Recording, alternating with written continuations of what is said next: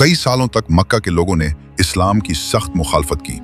उन्होंने मोहम्मद सल्लल्लाहु अलैहि वसल्लम और उनके पैरोकारों की तौहीन की, उन्हें तकलीफ पहुंचाई और यहाँ तक कि उन्हें अपने घरों को छोड़ने पर मजबूर कर दिया। आखिरकार मुसलमानों ने आज़ादी के साथ अपने दीन पर अमल करने के लिए मदीना की तरफ हिजरत की। कई साल बाद मुसलमान एक बड़े लश्कर के साथ दोबारा मक्का वापस आए। इस वाक़े को कॉन्क्वेस्ट ऑफ मक्का के नाम से जाना जाता है। मक्का के लोग खौफजदा थे। उन्हें याद था कि उन्होंने नबी सल्लल्लाहु अलैहि वसल्लम और उनके साथियों पर किस तरह जुल्म किया था। बहुत से लोगों को लगा कि अब मुसलमान उनसे बदला लेंगे, लेकिन नबी सल्लल्लाहु अलैहि वसल्लम ने लोगों को जमा किया और उनसे पूछा, तुम क्या समझते हो कि आज मैं तुम्हारे साथ क्या सलूक करूंगा? वो घबरा कर बोले, आप एक मुअज़्ज़ज़ भाई हैं और एक मुअज़्ज़ज़ भाई के बेटे हैं।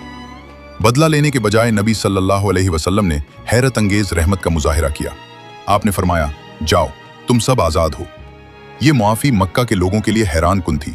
बहुत से लोग जो कभी दुश्मन थे, आपकी रहमत से मुतासिर हुए और जल्द ही इस्लाम कबूल कर लिया। इस तरह नबी सल्लल्लाहु अलैहि वसल्लम ने मेहरबानी और मुआफ़ी के जरिए बगैर तशद्दुद के लोगों के दिल जीत लिए।